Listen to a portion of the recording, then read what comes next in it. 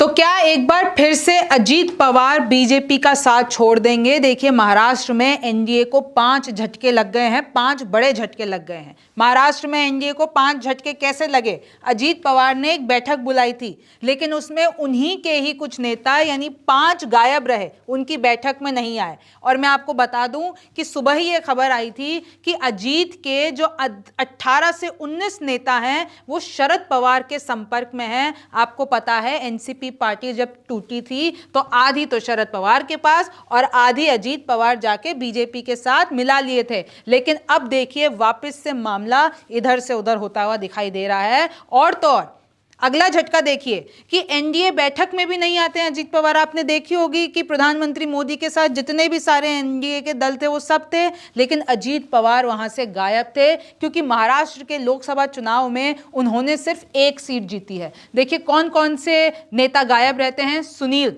नरहरी झिरवल, धर्मराव बाबा, राजेंद्र शिंगने, अन्ना बनसोड़े, ये सारे नहीं पहुंचते हैं अजीत पवार ने जो बैठक बुलाई थी। और देखिए एक और चीज देख लीजिए, एनडीए के लिए, बीजेपी के लिए क्यों बड़ा झटका है? अजीत पवार, शरद पवार का तो चल ही रहा है। कहा जा रहा है कि अजीत पवार के नेता अगर चले जाएंगे शरद पवार के पास तो हो सकता है कि अजीत पवार भी शरद पवार के पास वापस चले जाए और एनडीए बिखर जाए। और दूसरा यह कि शिंदे के नेता भी उद्धव के संपर्क में हैं। उधर उद्धव पूरे रिवेंज प्लान की तैयारी कर रहे हैं कि कैसे शिंदे के नेता ले ले और उसके बाद अगर हो सकता है, क्योंकि शिंदे तो अकेले पड़ जाएंगे, तो उनको भी साथ में ले ले। तो देखिए एनडीए पूरी तौर से, यानी आप कह लीजिए महाराष्ट्र में जो महायुति है वो बिखर सकता है। अगर शिंदे चले जाते हैं, अजीत पवार चले जाते हैं, तो बीजेपी के पास महाराष्ट्र में कुछ नहीं बचेगा। देखिए और तो और एक और झटका क्या है, नतीजों में कांग्रेस महाराष्ट्र की सबसे बड़ी पार्टी बन गई है लोकसभा चुनावों में। यह आंकड़ा देख लीजिए कि महाराष्ट्र में 48 लोकसभा सीटें हैं, उसमें से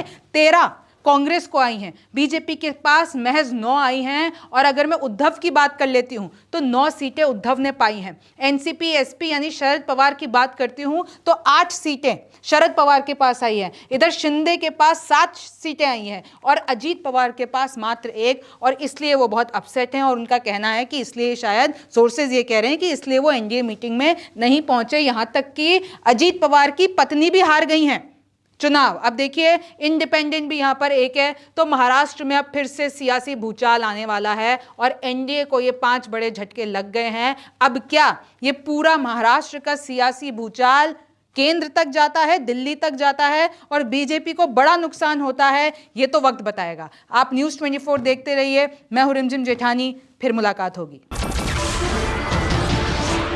नमस्कार, मैं हूं मानक गुप्ता। अगर आपको हमारा ये वीडियो पसंद आया हो तो इसे लाइक और शेयर जरूर करें। और हां, हमें सब्सक्राइब और फॉलो करना ना भूलें ताकि आप देश और दुनिया की कोई खबर मिस ना करें। तो जुड़े रहिए हमारे साथ और देखते रहिए न्यूज़ 24।